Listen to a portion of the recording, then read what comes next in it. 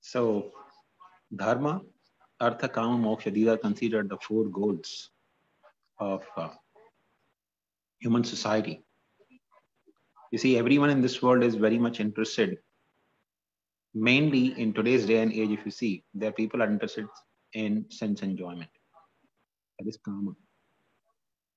But in Vedic culture, people had understanding that if you want the fulfillment of kama, if you want to have satisfaction of your desires, then you must follow dharma. Because dharma entails artha, which will help you to fulfill the desires in true way.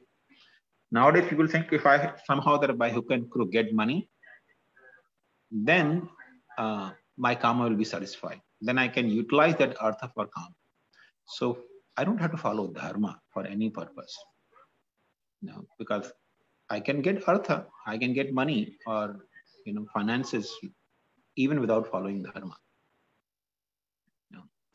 But Lord Ramchandra explains in Ramayana that if a person neglects dharma and collects artha, that artha becomes the source of animosity.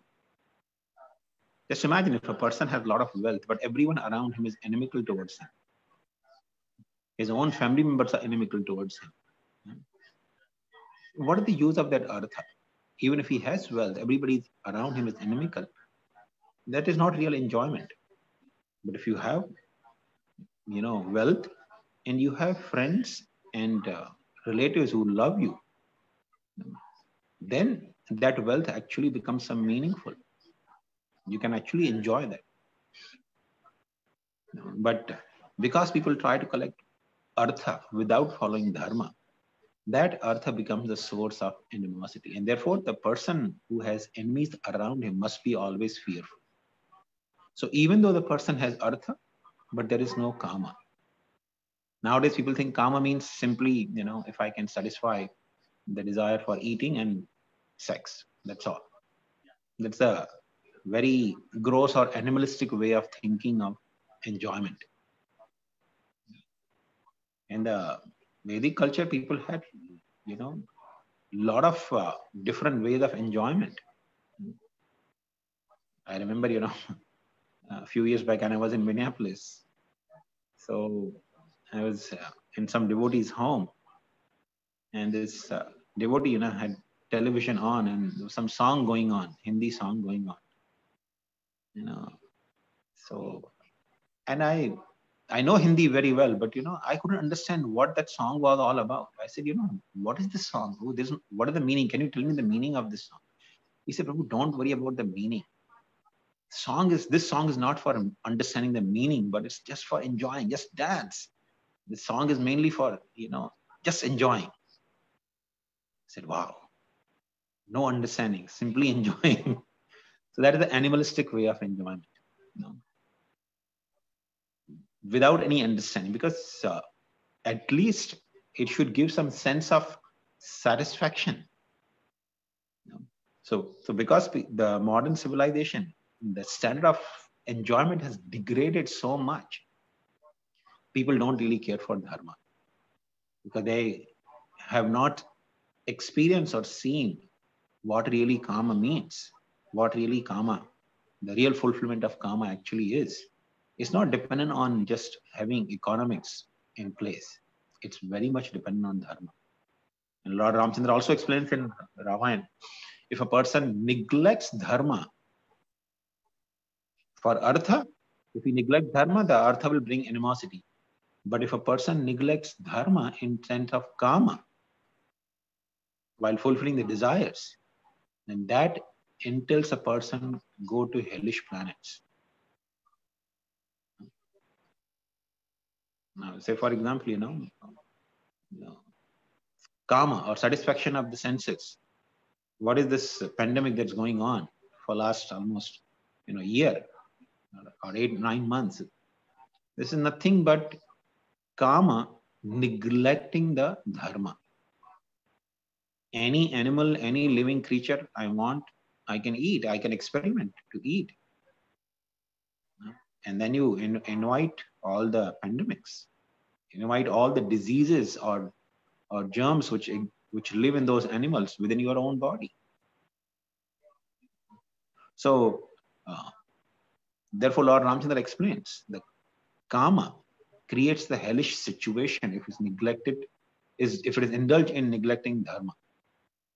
So dharma, artha, kama are considered the four goals of life. When a person fully satisfies the senses, then he thinks of liberation, moksha, that I should try to get out of this world. Because eventually, even though satisfying the kama, dharma, artha, and kama, the person doesn't feel satisfied, because that is not the nature of the soul. We are not meant for dharma, artha, and kama. We're actually not meant for even moksha. But the person looks towards moksha. So these are the four general principles of human society. I want to follow the rules and regulations so that I have my finances, well taken care of, which is very helpful for my enjoyment. And when I, feel fully frustrated in enjoyment, then I should think of, liberation or getting out of this world or becoming God, whatever, the monists think of. So that a person thinks of liberation. But above all these four goals of human society, it's called Purushartha. Above these four Purusharthas, there is something called Pancham Purushartha, which is nothing but Prema Pumartho Mahan, the attainment of the love for the Supreme Lord. That is the fifth goal of human life, which most of the population is completely unaware of, have no clue about. Even people who are born in, civilized families and who follow the rules and regulations of Vedas, they are only aware of up to four Purusharthas: Dharma, Artha, Kama, Moksha. Most of the population, even among those, is not having access to the Pancham Purushartha. It is only by the mercy of Lord Chaitanya and Lord Nityananda, which is descending in our life through the Guru Parampara and Srila Prabhupada and our own spiritual master, that we have actually access and understanding of this Pancham Purushartha. So I hope that answers your question. Yes, so according to that, what's the meaning of dharma? Means following about to Vedic rules according to Vedas? So Dharma means? Dharma is all pervasive in sense of artha, kama, and moksha. In everywhere, dharma is very prominent. For example, if I want to earn money, okay, if I want to become wealthy and rich, then I have to follow the principles of dharma. The simple principle of dharma is you never, suppose even I'm walking on the street, if I find money on the road, not that I pick up and put in my pocket, oh, by God's grace, I got the money. No. The person who follows dharma will think, okay, whose money is this lying on the road? I should try to deliver to the person. Because according to the principles of dharma, even if you found the money on the road, if you pick up and put in your pocket, you are equivalent to a thief. It is equivalent to being thief. Similarly, in the business, if a person is, doing business without giving anything in return to the person whom he's collecting money from, just like the typical example is insurance industry. Insurance industry only gives assurance. Most of the time, even that assurance is false. When you try to claim, you don't get anything in fight of loss. So that kind of artha, collecting money without giving a person something in return, makes a person indebted to the other party. So all these big insurance companies, they are becoming heavily indebted to all these different people whom they collect money from. So individually, a person wants to follow dharma. He makes sure that if I'm getting paid, I do deliver something in return. Otherwise, you become indebted. You have to pay back in return. So this is the principle of dharma in collecting artha or money finances. And also the principle of dharma is, if you want to have, fabulous wealth, then you also worship different, demigods like Kubera or Lakshmi Devi to get a lot of wealth. So that is the part of dharma for purpose of artha. Similarly for kama, there are the principles of dharma.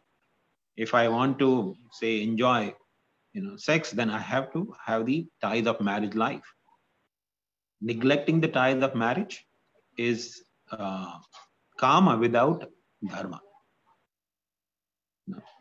So even though, person, this is actually people fail to understand. Many times devotees fail to understand, who are practicing Krishna consciousness. Marriage is not just a matter of agreement. In fact, 12th canto of Bhagavatam describes in Kali Yuga, swikarena hi udvahe. The real purpose of marriage would be completely forgotten. What is really marriage will be forgotten in Kali Yuga. Swikarena hi. If I agree, you are my wife, I am your husband, or you are my husband, I am your wife, simply by agreement. Agreement means that we go to the court and sign a paper. We become husband and wife. That kind of marriage is not dharma marriage. Marriage means there has to be proper rituals of dharma, like performance of havan and yajna, where the ahuti is given to all the different devas and administrators of the universe. In case of our Vaishnava Paddhati, we offer the oblations to all the Vaishnava acharyas to seek their blessings. So that is the dharma to be followed for the sake of kama. Yes, Prabhuji. Thank you, Prabhuji. Explain. Yes, Prabhuji. Yes, Prabhuji. And Prabhuji, one more thing, Prabhuji. So, I forgot to take a call from. So, in devotee's life, if devotee is doing whatever is doing, everything for Krishna consciousness, so is it applicable for devotee also? Right now, as you explained that, so means about marriage. Yes, it is very much applicable for everyone, and it's more applicable for the Vaishnavas or devotees. Devotee doesn't mean that I neglect the laws and rules set by the Supreme Lord. I mean, just see Lord Ramachandra, he had full support from Lakshman and even Bharat, for whose sake Kaikeyi had asked the kingdom and banishment of Lord Ramachandra. Even he wanted Lord Ramachandra to come back and take over the kingdom. But Lord Ramachandra, even though he's the Supreme Lord, he's not a devotee, he's the object of devotion for every Vaishnava. But yet, he refused to accept the kingdom and spent 14 years in the forest, setting an example. So Lord Ramachandra, what he did is he's setting an example for human society. This is what humans should be doing. So if a Vaishnava who's considered to be the best among the human society definitely needs to follow the rules and regulations given by the Lord. Because these are the rules given by the Lord himself.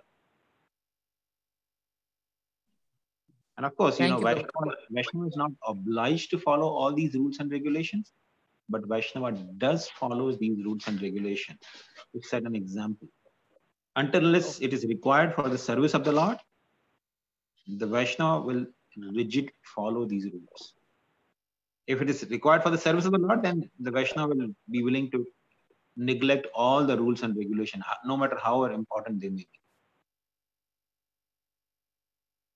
Like Srila Prabhupada, he mentioned to his godbrothers, and they were telling him, that in America, people don't eat anything other than meat. And especially in the meat also, they like to eat beef, the cow's flesh. Prabhupada said, if they come to hear Krishna Katha, I will even cook the beef and serve them.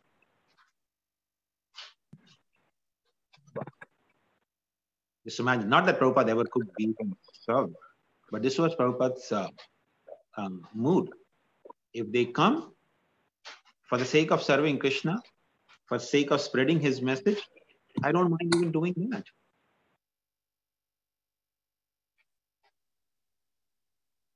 Thank you, Prabhuji. Thank you. So this is the proper dharma, artha, and kama. Devotee should be following the principles of dharma.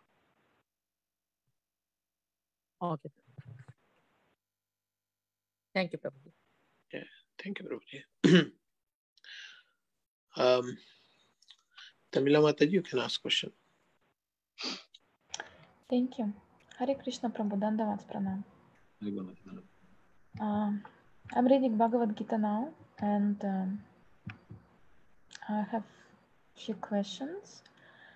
We know that Bhagavad Gita was told by Krishna twice, right? The second time for Arjuna and first time for the god of sun. Yes, that's and right. First time when it was told, maybe not full Bhagavad Gita, but the yoga, right? The yoga part of Bhagavad Gita, it was told to sun god first, and then those knowledge were lost. Yoga means the entire Bhagavad Gita is called the knowledge of yoga. Yeah. So entire Bhagavad Gita is the knowledge of yoga. It's not that Krishna only told 6th chapter of Bhagavad Gita to Sudeva, no, or 4th chapter of Bhagavad Gita to Sudeva. He told the entire message of Bhagavad Gita to Suryadev also in the past. Oh, okay. Thank you. So, can you please explain the story why this first time Bhagavad Gita knowledge were lost? How did it happen? Why? Okay, how does it happen? It happens by the as you know is explained in Bhagavatam also. Kala Chodita, in due course of time, everything deteriorates in this world. Like Krishna also says in Bhagavad Gita, Sakale ne mahata. In due course of time, the knowledge also gets lost. So it is actually very common. I mean, for example, Vishnu Puran is supposed to be having 24,000 verses. But now Vishnu Puran that we have hardly has, few thousand verses, 2,000 or 3,000 verses. Because most of the verses are lost by, by the actions of the living entities. The things get deteriorated in this world. Like during the British rule, they put a systematic effort to destroy the scriptures. They would go to temples and collect all the manuscripts and burn them to ashes. Because British was ruling that time, they were the kings, they were rulers. So they were doing it. And therefore, a lot of scriptures were lost, because otherwise, most of the temples in India, they used to maintain all the manuscripts of the scripture, different scriptures. And they would exchange with each other if they needed. Now that is lost. So, similarly, in due course of time, the knowledge also gets lost, because in Vedic culture, the knowledge was received through oral reception. So there were no written books form. Books were only introduced in the end of the Dwapar Yuga, the beginning of Kali Yuga. So the knowledge was always passed down through the oral reception. But in oral reception, there is always, chance of getting deterioration, because things do get, diluted in due course of time. For example, suppose, I hand over somebody simply rice to give it to someone, to third person. So before it delivers to third person, he thinks, okay, let me maybe, why only rice? Let me add some, lentils also. Let me put some, dal also along with this rice. And he hands over to the fourth person to give it to the third person. The fourth person thinks, okay, only why dal rice? Let me add some sabji also. So the final person gets the khichdi. When I am intended to give only rice, the last person gets actually khichdi. So this is what happens even in due course of time. The knowledge deteriorates. Everything in this world actually deteriorates. So the knowledge also deteriorates. So therefore, Krishna has to revive either by coming himself or sending some of his associates to establish the principles of Dharma. Thank you, Prabhu. I understood. I have one follow-up question, Prabhu. So we had so many Vaishnava literature also, which was lost during like in last 500 years in Gaudiya Sampradaya also. So what about that lost project? Means was that intended to be like that, or is it was it our responsibility to that like preserve it and then take it forward? It's actually the responsibility of Vaishnavas, especially the powerful Vaishnava acharyas. They always think ways and means of preserving that knowledge. That's why Srila Prabhupada, he started the printing press, BVT press, to make sure that this literature is distributed far and wide. We still don't have in every home these books, but it will be ideal to have every home having the books. Then it will be very, very difficult for the agents of Kali Yuga to destroy. Because, after 10,000 years, this knowledge will be again, unmanifest. Whatever Prabhupada is given, it will be completely lost, it will be unmanifest. Unmanifest means somebody will put a systematic effort to destroy these books, to destroy everything. Somebody will put effort after 10,000 years. Because some demon will come, some agent of Kali Yuga will come, will try to destroy, because then the Kali Yuga has to take over for next 400,000 years. So somebody will put effort. But because, Vaishnava acharyas and the devotees put effort, there will be few places where this knowledge will be still remaining. Even till the end of Kali Yuga, there will be people who will continue to practice this wisdom or Krishna consciousness. But it will be very much invisible. Not very, like, now you see, sometime, if you, in a place like Mayapur or Vrindavan, you go, everybody's walking around with a bead bag. Radhe, Radhe, they chant the names of the Lord. But that will not be the case after 10,000 years. Because everything will become unmanifest. Yeah, yes, Prabhuji. And it is really hard to imagine, Prabhuji, like we lost so much of treasure from our previous acharyas. That's like. But the thing is, we still have so much treasure that this whole life is not enough. Yes. To read all that. True, Prabhuji. Yeah. Whatever lifespan we have, even that is not enough to go through whatever we still have by all the Vaishnava acharyas. That's true. We are very fortunate. We are so fortunate. Yes, and what about our previous acharya? Like, as we are in ISKCON movement, we mostly refer to books written by Prabhupada ji.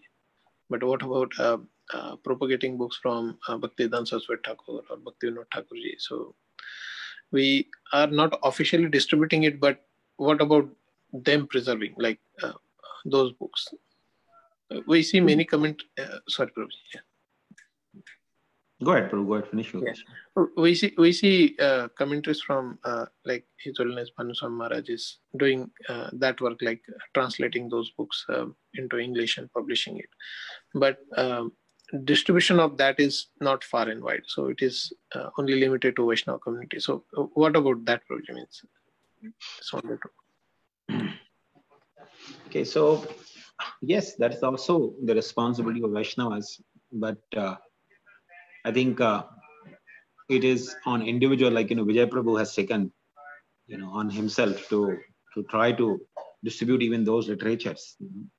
So it requires somebody to take the initiative and to try to distribute that literature.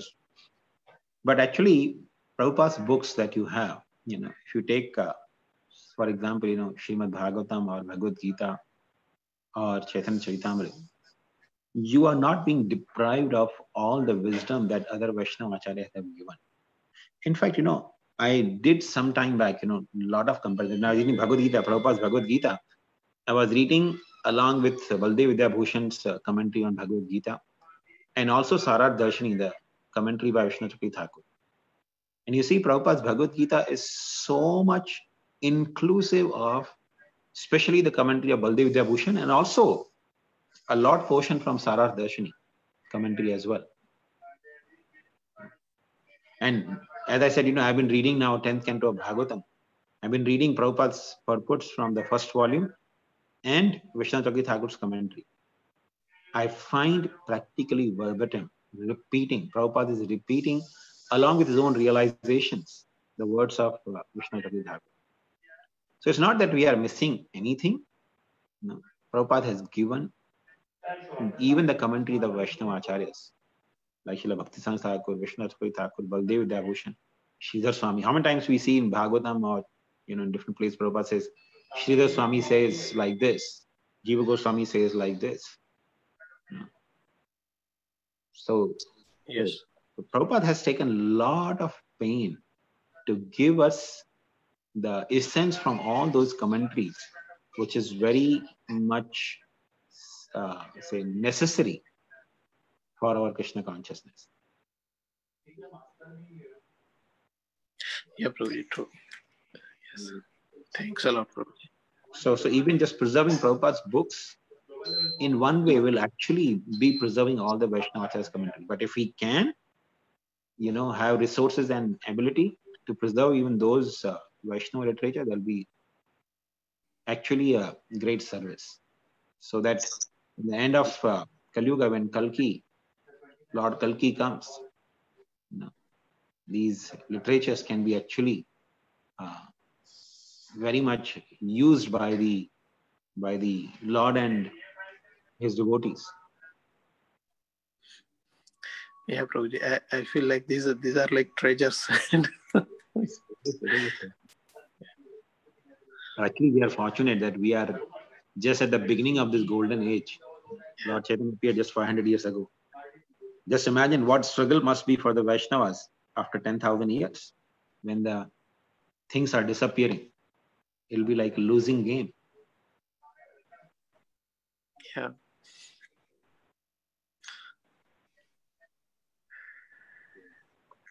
True. That is an amazing vision that will be these commentaries, all Prabhupada's commentary and previous Acharya's commentary will be available during even the time of Kalki Avatar. Yeah, actually, I think many times that we should put these on copper plates and bury in some places, so Lord Kalki will retrieve it.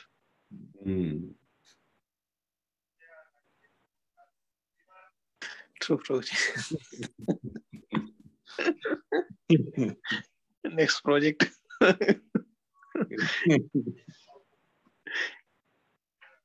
Thank you very much.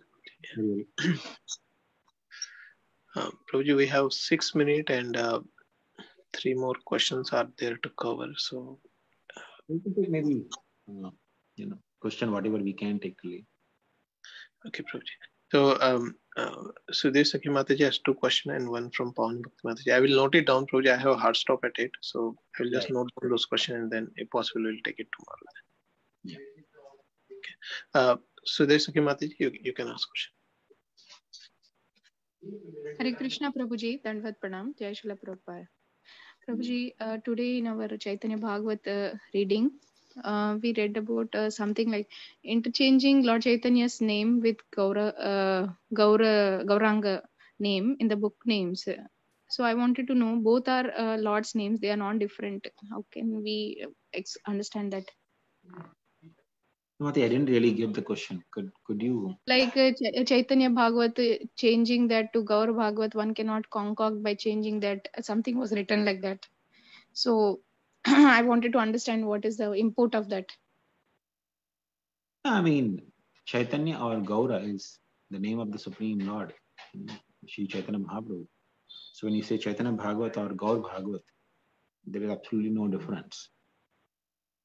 Yes, Prabhu. But can someone share that screen? Because there it was said, I wanted to just understand that paragraph. Sure, Mataji. I think, Prabhuji, Bhaktivedanta Saraswati Thakur may be referring to the Gaurang Nagari definition. Okay. What is that, Prabhu? Just a minute, Mataji, I'm sharing that.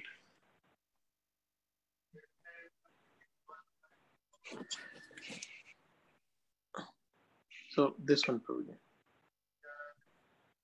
Gaura Mangal, Chaitanya Bhagavat.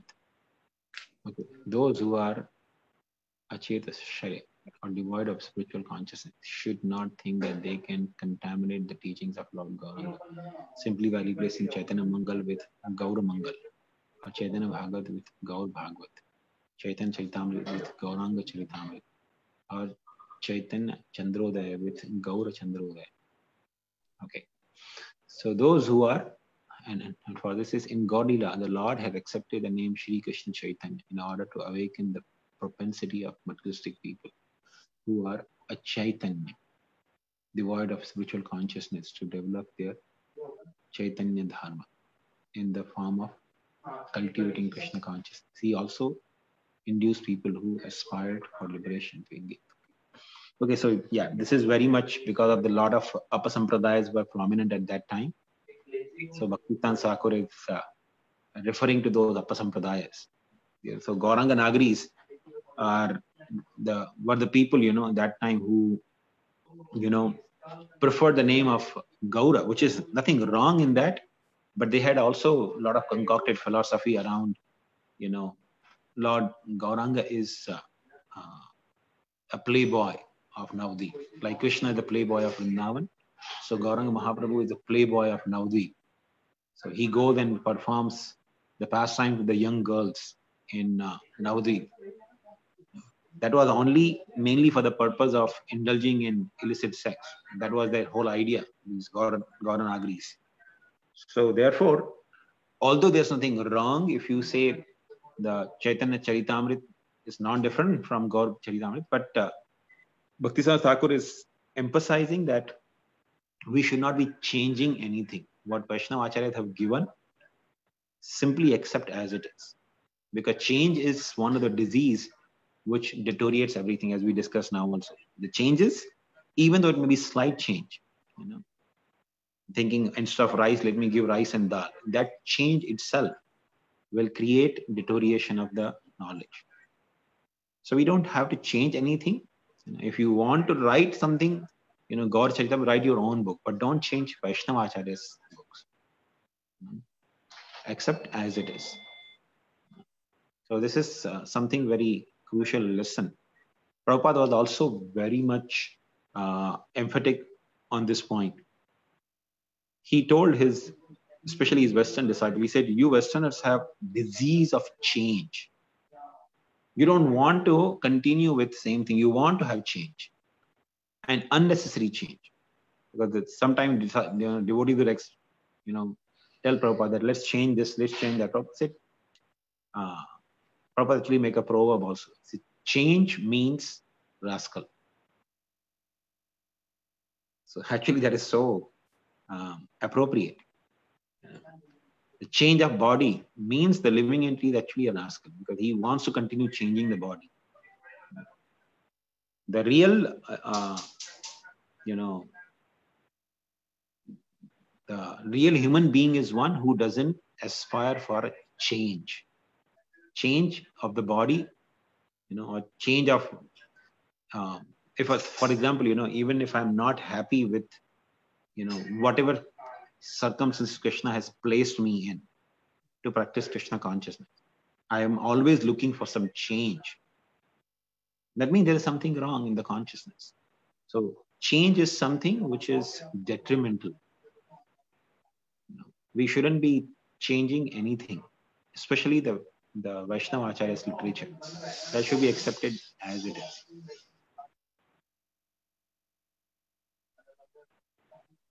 Thank you, Prabhu. So I was just thinking about one point, like in the Aarti, we do deity worship. So in that Aarti plate, there is a small plate for offering flower. So initially, when I was buying my paraphernalia, so I didn't know, and I bought a bowl kind of a thing which was in a shape of a flower. So I was there later on. I was when a senior devotee came to do Aarti in my home. So she said that this where is that plate for offering the flower?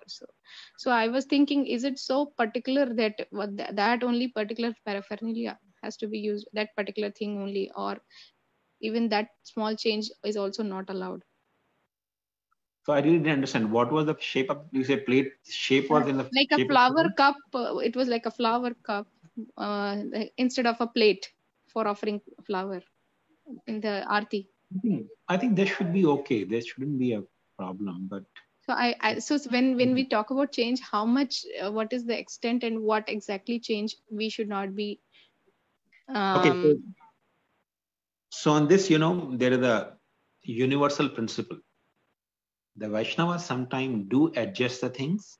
No, it's not that we have to be rigid like a glass. So Vaishnavas sometimes do some changes or adjustment, but we should always make a change with the expectation that if there is anything wrong with my change, Krishna will give me indication through the Vaishnavas, and I should revert back. I should be willing to revert back. I shouldn't, be egoistic to stick to that change. Like, for example, this is what actually even Radhan Maharaj explained us in the beginning days. In the 80s, there were a lot of changes made, especially in New Vrindavan. The leadership there made a lot of changes to Prabhupada's teachings. Like, for example, Samsara Davanal prayer. Instead of Samsara Davana, they would sing the English version of Samsara Davana. They had composed an English version, which is exactly more or less translation of it, so that people, local people can sing that. Also, they can follow, because Sanskrit they may not be able to follow. So that was a change which was introduced. But Radha Maharaj was saying that he never felt happy with that change, though he adopted, but he would never sing in English. He would always sing in Sanskrit, the original text, because he thought, whatever Vaishnava Acharya is given, that has potency. So he would always sing in Sanskrit. Even though when Maharaj was preaching in Mumbai, even devotees in Mumbai initial days were singing English version. They actually had Hindi version also of Samsara Davanal prayer. So devotees used to sing Hindi version there. But Maharaj would always sing the original version of Samsara prayers, that Guru Ashtakam prayer.